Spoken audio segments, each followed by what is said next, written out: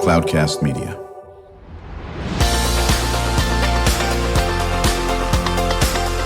Drew Schlosberg Spotlight on the Community Show, amplifying the voices of social impact organizations, entrepreneurs, local nonprofits, and other community champions who shape the culture, creativity, and connectivity of San Diego. Brought to you by Mission Fed Credit Union, bringing good things to San Diego for over 60 years. Learn more about what is good for you and good for all by visiting www.missionfed.com.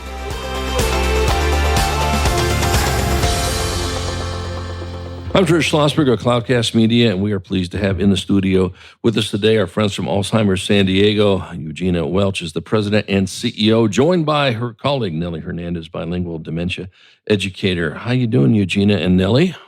Very well, thanks. Doing good, thank you. Yeah, thanks for coming into the studio. I'm joined by my associate producer of the Spotlight Show, Brandon Joe, co-hosts every so often. He's a junior at UCSD, but he's also a young entrepreneur. So he founded Treasure Hacks. How many years ago?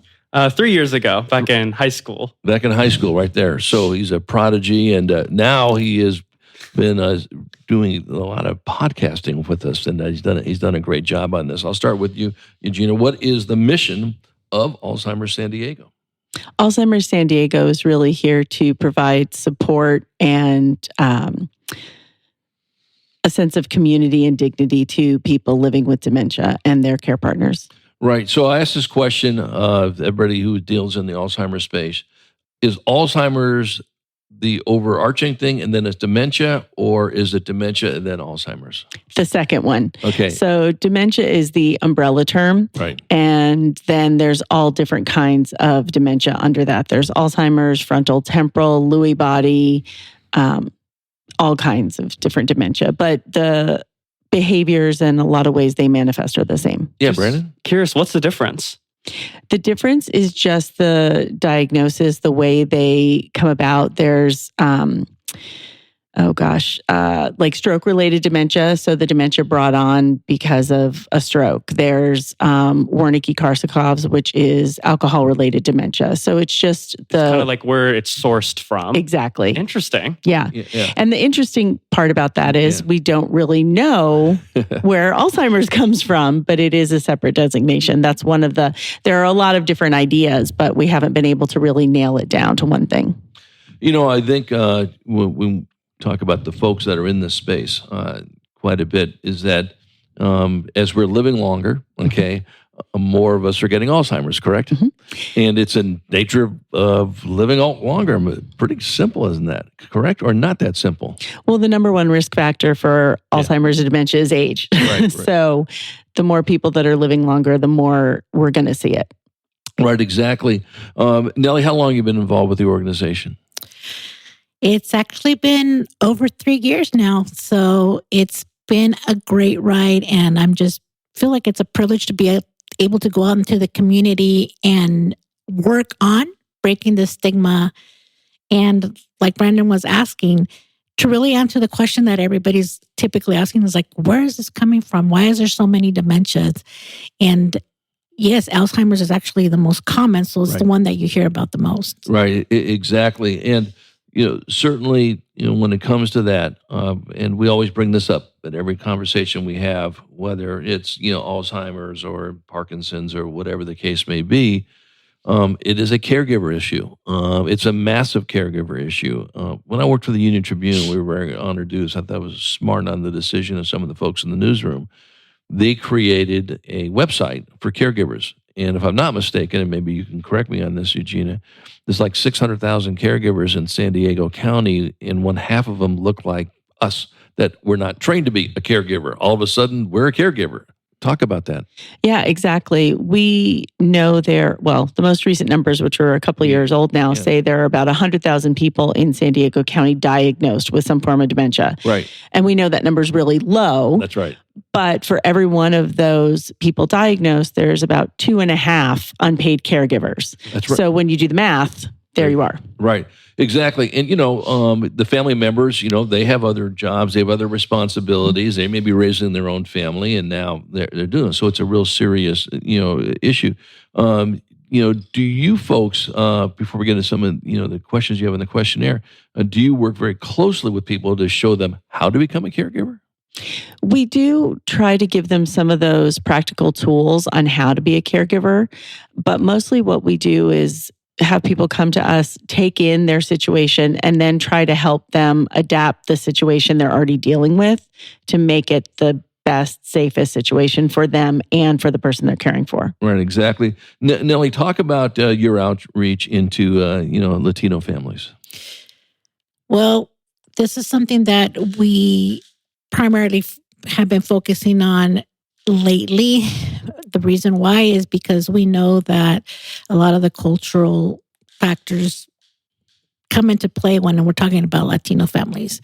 We know that typically if you hear something about dementia or memory loss, it's oftentimes overlooked when symptoms are happening, or if you do recognize symptoms, we don't talk about them. I identify myself as a Latina woman, and we often don't take the time to really seek out medical attention when we overlook it or when we tend to sweep it under the rug. Oftentimes, that's a lot tied with fear because we don't know what to expect. And we often don't identify, as you said, as a caregiver or a care partner because we know we're already caregiving in so many other ways. So how can it possibly be that I'm going to have to now provide a different type of care, and how do I do this? So definitely that stigma still exists there. So doing outreach right now is so important for us at Alzheimer San Diego because we want everybody in our community to know that it's okay to not know what to ask, and that it's okay for someone to step up and say, you know what, I don't know what's changing, but I really don't know how to manage what I'm feeling also. So being able to get support services at Alzheimer San Diego and talk about it out in the community openly and start breaking that stigma is so important to us. Are you making inroads in that, you think? I do think so. We've had, quite a bit of people that we've met up with, and they have come forward to be able to say, I didn't feel comfortable turning to anyone, especially an organization, to ask questions or openly say, I don't know what to do and I can't manage this alone. And that it's okay that I never identified as a care partner. I know I was really just doing the best that I could with what I knew.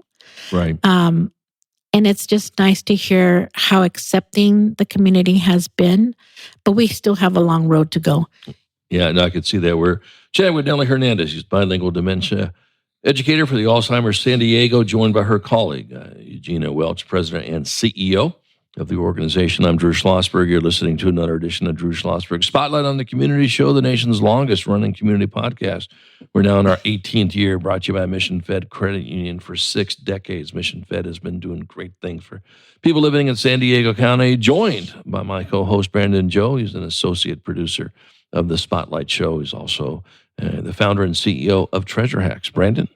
I'm just curious because, just to be honest, my grandma was just diagnosed with dementia maybe a couple months ago. And I'm just curious, where do you start? Because me and my cousins were visiting for Thanksgiving, actually, all of us going up, just the young people.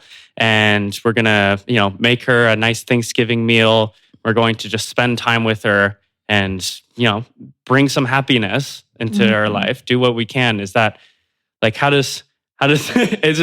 how important is it to make sure that they're also mentally happy, mentally having a good time? How do you deal with this? What can you do as in my position per se? That's a great question. If it's okay, I'd like to share some information that I often share with those that I work with out in the community. I would say one is take into perspective that you individually are all different. You have your own ideas of how to approach, you said your grandmother, but think about it this way. Grandma is still grandma. What's changing is her brain. And those changes that are happening her brain are what you're seeing as symptoms. And for me, I often think, it's so helpful to not only recognize how we're all individual and how we might respond to those symptoms, but back to your question is, how do we bring out that joy? How do we share those moments? How do we continue to create these great memories with grandmother? I would highly suggest you to try to understand how those changes in the brain are affecting her everyday activities. And then it's for us as care partners to really learn how to modify how we're going to respond or how we're going to step into providing that support that's now going to be needed for grandmother. For example, communication is huge, because the way you communicate with your grandmother is going to probably look different than before. But that's because something in your grandmother's brain is changing. So the way you're seeing her respond is going to be different. So in turn, you're going to modify also the way you respond to her and how you communicate with her.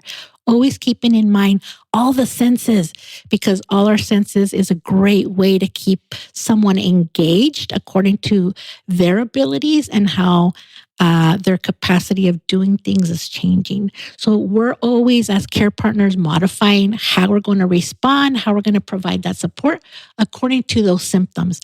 Regardless, just remember, everything that you see, how your grandmother's responding, it's not personal and it's easier said than done. So again, back to us as a care partner, always thinking of how to be creative, how to modify the way we're responding, so we're able to still engage that person, however it might be. And now's a great time. Now you know that, she has a diagnosis. Now's a great time to have a conversation, create questions for each other, create an opportunity to know how to have a conversation with her. But be mindful of how your grandmother is responding, so you can always modify how to respond in a warm manner. Gotcha. Just in general, just be flexible, be open, be loving with what you can. Absolutely. And your question is the kind of thing we get every day. It's kind of the first question people call. They call in and they say, my grandmother, parent, whoever was just diagnosed, what do I do? And one of the things that's really important to remember about any kind of dementia is people change from moment to moment. So one moment she might be right there with you, knowing exactly what the situation is. And then the next moment she might not remember. And just so stay in the moment and focus on the moment. Don't try to make things overly complicated. We all feel this, like we've got to create these great big memories. Enjoy the simple things. Enjoy what's going on in the moment. And it can be upsetting sometimes if you have a great day and then the next day she doesn't remember it. It's upsetting to you, not so much to her because she doesn't remember. But if she had a good time in that moment, that's what matters. Yeah, when we come back from break, you hit a real good point is, certainly on Brandon's aspect, him to talk about their grandma, be a good listener, really, pay attention to be patient, in that aspect of it, I think is really critical. When we come back from break, I want to talk a little bit more about, the stigma. Do you work with any of the research organizations and keep on top of what's the latest research with Alzheimer's when it comes to the science of it and all that business, and the types of medications that are coming out and all that? We always save some time, Eugenia and Nellie, in the second half. What can our listeners do to support your effort? Ask for anything, ask for it all. When we return with Eugenia Welch, President and CEO of Alzheimer's San Diego, joined by her colleague Nellie Hernandez, Bilingual Dementia Educator. I'm Drew Schlosberg of Cloudcast Media, listening to another edition of Drew Schlosberg's Spotlight on the Community Show, brought to you by Mission Fed Credit Union. We will be right back. When you do your banking with Mission Fed, you get great rates on auto and home loans. That's good for you, but something good also happens for a lot of other people. We're not for profit, so we put money back into the community to help lots of great nonprofits to keep San Diego strong. So you're not just getting something good, you're doing something good. Come to Mission Fed. It's banking that's good for all. Brand amplification is the DNA of Cloudcast Media, and our code is the powerful blending of sound, voice, and storytelling to lift local brands and their communities. Whether it is our Brandcast, Schoolcast, or Causecast platforms, the unifying ethos is all about this community, the one you call home.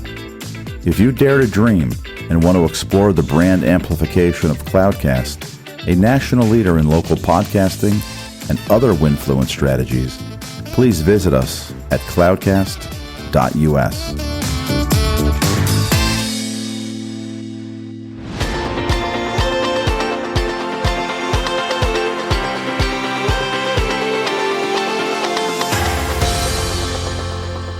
I'm Drew Schlosberg of Cloudcast Media. You're listening to another edition of Drew Schlosberg Spotlight on the Community Show, the nation's longest-running community podcast, now in our 18th year, brought to you by fine folk at Mission Fed Credit Union for 6 decades, doing great things in San Diego County, whether it's food insecurity, whether it's literacy, whether it's the arts, or everything in between. We are honored to have in the studio with us today Eugenia Welch, President and CEO of Alzheimer San Diego, joined by her colleague Nellie Hernandez, Bilingual Dementia Educator. We were talking, right before break, Eugenia. Do you stay on top of the latest and greatest and work with our great biotech and communities on what is being developed in the Alzheimer's space? We try to stay on top of it as much as possible, but things are changing every day. We're really focused on supporting our community and supporting people living with the disease right now. But one of the most important things for research is they need people who are willing to participate in clinical trials, and it's very hard to do. So How come? There's a lot of fear about what is going to be required of someone. Gotcha. There's this idea that you're going to need a spinal tap and you're going to need all these tests and things. Some are very simple. Right. But we need participants. And then, of course, there's also the part of if I'm a care partner for somebody dealing with dementia, and now you want me to add driving to your research facility twice a week on top of it. So there are a lot of things. But 80% of clinical trials don't start on time because they don't have enough people. Interesting. Yeah. And the only way we get to the next step is to have participants. And a lot of the trials don't require all those scary things. So we talk to people about it. We have a page on our website that will let people know about all the active clinical trials in San Diego County and just trying to get people interested. And the research organizations also need people that don't have any dementia. So they need people with baseline. Right. So it's great to get involved, and we certainly share that information as much as we can. Well, when you see the numbers that are growing with dementia and Alzheimer's and so forth, it's pretty much staggering, to say the least, if you're paying attention to this. We know the impact it probably already has on the health system right now, not counting the family structure in this area as well. So, I noted here that there's going to be a projection, a huge increase in the number of Latinos between now, or between 2019 and 2040, like 196% growth of those over 65 with dementia. I'll start with you on this, Nellie, and you add to it, Eugenia. Are there other ethnic groups, African American or Asian, whatever, that have those same growth numbers or not? I'm going to go with saying yes, because we have to think about it this way. There's a lot of other factors that are involved with why individuals are not receiving a diagnosis sometimes. So we're only talking about what folks that are actually going to go through the whole process of getting a diagnosis. And let's be honest, we want everybody to start that process, but at the same time, we realize that it's not a short process as well. So we got to keep that in mind. But what I want to really say to that is that it's important for us to really find a comfort level to start having the conversations, because we're not talking about it enough, and we're not talking about how to really reach or where to really start. And that's why we always want to encourage everybody to not only get in touch with Alzheimer San Diego, find your starting point, what might work for you, and start thinking about getting that that memory screening that you can get for free, and start having those conversations by sitting with someone in our office that might be able to say, oh, you don't know which questions to ask? Let me help you out with developing some questions, and how to start having that conversation within families as well. Right. And I think that's great advice, Nellie and Eugenia, on this aspect as well. Is it an issue of resources? If people flooded you now, hey, I heard this podcast, I need to sit there and call Alzheimer's SD. Of course, that'd be a good headache to have, I guess, to an extent, right? So is it a resource issue? It is a resource issue.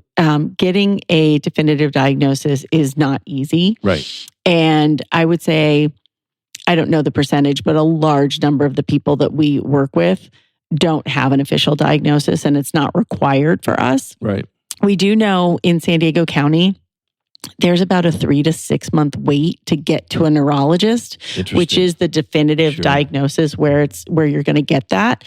And then often things like Lewy body are initially diagnosed as Parkinson's, and then you have to narrow it down and go through all of that. Regardless of the diagnosis, there are behaviors and there are symptoms that you're seeing, and that's what we work with for people. But not everyone has equal access to the same type of medical care.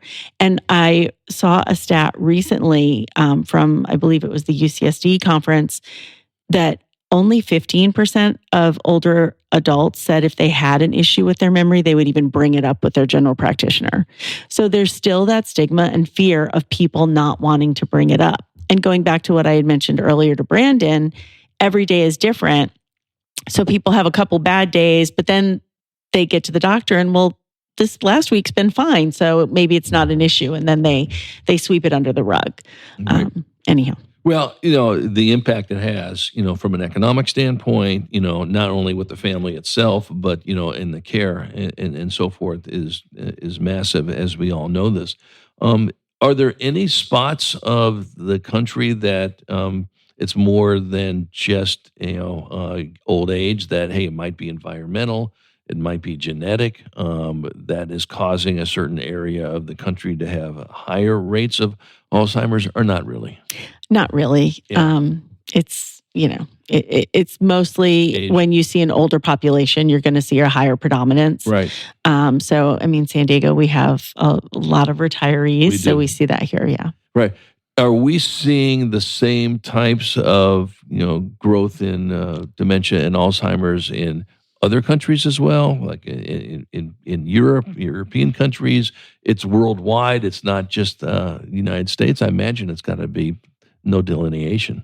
No, it's worldwide. It's really it's everywhere. And how are they dealing with it? Are we dealing with it any different than we are in France or whatever, or England or something? We all deal with it a little differently. We've seen some European countries that have just really focused on being more dementia friendly. And we've probably all seen the stories about, the grocery stores where there's a special checkout line that older people can go through and chit chat with the cashiers and not be pushed through, that kind of thing, to make it more senior friendly. They do, because people get flustered when they're rushed, whatever it might be. But that might also just be with a different level of respect to seniors in different countries than maybe we have here. You read my mind. You read my mind. We have a lot of senior groups that come on the show, and we say that I always check with them to make sure I'm still accurate in this. St. Paul Senior Services, great group. We work with them, serving seniors. Go down the list. I'm sure you're certainly familiar with most of them. And listen, as a whole, our country doesn't do as well with taking care of their seniors as they do in other countries. That's the way it is.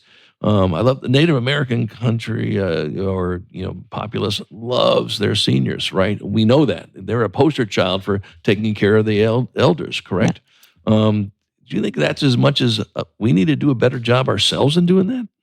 I think so. I think maybe, and this is just my opinion, in recent decades, families have gotten more dispersed across the country, and there's not that whole family unit together, and kids don't all grow up around their grandparents they used to. And I think when you had multi-generations close by or in the same household, which is the kind of household I grew up in, there's just that natural comfortable feeling of being around seniors and 100%. That natural respect. No, I agree. What can we do, our listeners, Eugenia, and you can add to this too, and Nellie, to support what you're doing at Alzheimer's San Diego? Well, I think the most important thing for people to understand about Alzheimer's San Diego is all the services we provide are absolutely free to our clients. We never charge a fee for any of our services. We don't collect insurance information. We don't bill insurance. Everything is free. But we can only do that through the generosity of our community. So donations to Alzheimer's San Diego, grants that we receive, corporate sponsorships, things like that. That's what allows us to keep going and keep serving the community. The other part that we really rely heavily on is volunteers. And we have a volunteer respite program that's been in place for many years now and works very well. We recruit trained volunteers to then go out into the home and provide some respite time for someone caring for a person with dementia at home so they can get a break. Right. It might not sound like a lot, but if people have to add that to their budget, a lot of people can't afford it. And the only way you can continue to care for someone is if you care for yourself. Right. No, 100% on that. Nellie, any additions you want to add to what Eugenia just said? Sure. I think that it's super important for us to really remind everyone, if this is not a resource that you think that you can use for yourself, that's okay.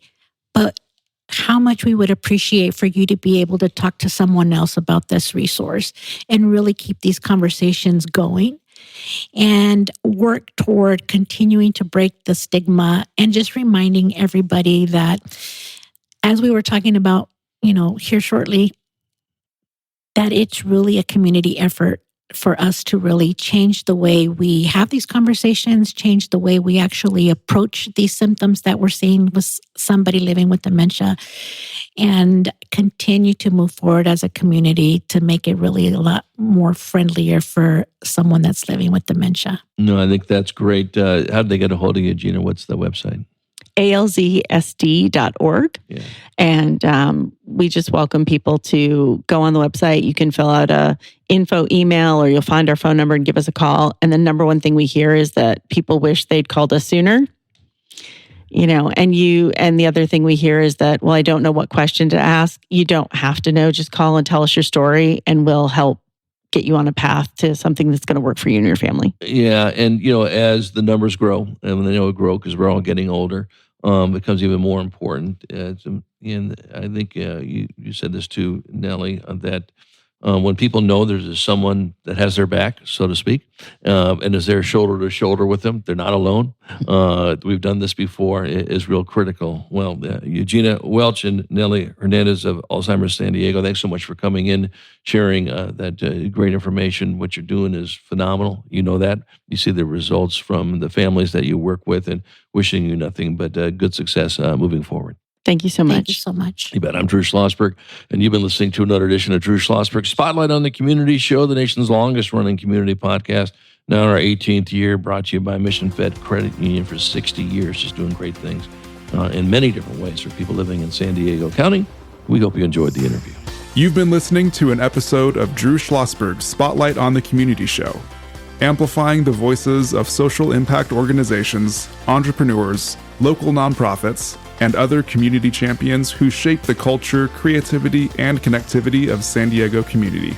Brought to you by Mission Fed Credit Union, bringing good things to San Diego for over 60 years. Learn more about what is good for you and good for all by visiting www.missionfed.com.